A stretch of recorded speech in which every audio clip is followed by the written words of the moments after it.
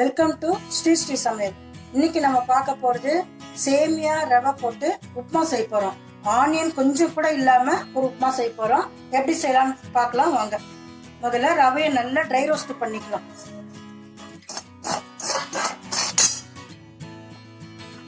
கொஞ்சம் நெய் ஊத்திக்கலாம்.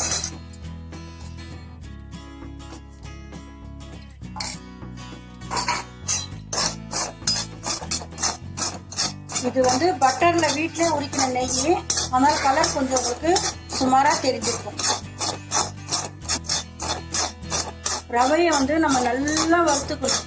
சும்மா லேசாலாம் வறுக்க கூடாது, நல்லா வாசனை வர்ற அளவுக்கு நல்லா வறுக்கணும். நல்லா கமகமான வாசனை வந்துருச்சு. நெய் போட்டு வறுக்கிறதுனால நல்லா வாசனை வந்துருச்சு. இதை நம்ம வேற இதுல மாத்திடலாம். அடுத்தது சேமியாவையும் நல்லா வறுத்துக்கலாம். நல்லா வறுத்துச்சு. உங்களுக்கு டவுட் இருந்ததுன்னா லைட்டா தொட்டு பார்க்கலாம். நல்லா கொதிக்க இருக்கு. இதையும் நம்ம மாத்திடலாம். திருப்பி அதே கடாய் போட்டு கொஞ்சம் ஒரு ஸ்பூன் எக்ஸ்ட்ரா எண்ணெய் ஊத்திக்கலாம். எண்ணெய் காஞ்சிடுச்சு. கடாயில எண்ணெய் காஞ்சிடுச்சு. கடுகு கொஞ்சம் நிறைய போட்டுக்கோங்க. கடுகு வெடிச்ச உடனே கடலைப்பருப்பு கொஞ்சம் நிறைய போட்டுக்கோங்க. கடலைப்பருப்பு உளுத்தம்பருப்பு கொஞ்சம் நிறைய போட்டுக்கோங்க.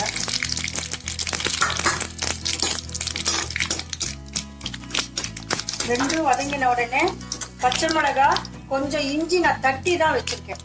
கொஞ்சம் இஞ்சி, பச்சை மிளகாய், இஞ்சி, கருவேப்பிலை. இந்த இதுக்கு வெங்காயமே நம்ம போடலை. வெங்காயம் போடாம உப்புமா செய்ய போறோம். செஞ்சுக்கிட்டு இருக்கோம். போதும், நல்லா வதங்கிடுச்சு. அடுப்பு முதல்ல கொஞ்சம் சிம்மில் வச்சுடுங்க. வச்சுட்டு தேவையான அளவு தண்ணி நம்ம சேர்த்துக்கலாம்.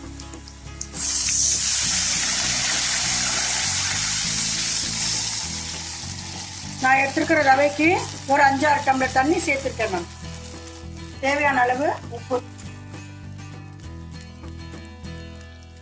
அவ்வளவுதான். அடுப்பை பெருசுல வச்சு நல்லா ஒரு கொதி வரட்டும். நல்லா தளன்னு கொதிக்குது. இப்ப நம்ம ஃபர்ஸ்ட் சேமியாவை கீழே போட்டுருவோம். நான் முக்கால்வாசி எல்லாமே கையில தான் ஒர்க் பண்ணுவேன். அதுக்கப்புறம் மேல ரவையை நம்ம தூவினா மாதிரி போட்டுடலாம்.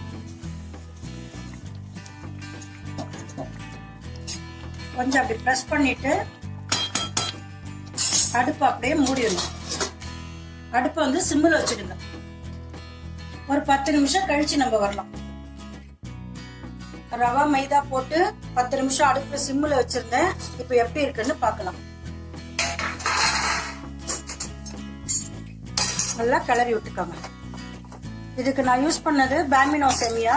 நீங்களும் அதே ட்ரை பண்ணி பாருங்க. நான் சொன்ன ஸ்பெஷல் உப்புமா ரெடி. இதுல நம்ம ஆனியனே நம்ம சேர்க்காம செஞ்சிருக்கோம். இது விரத நாட்களுக்கெல்லாம் நம்ம எடுத்துக்கிறதுக்கு ரொம்ப சௌரியமா இருக்கும். நீங்களும் ட்ரை பண்ணி பாருங்க. சேமியா ரவா உப்புமா ரெடி.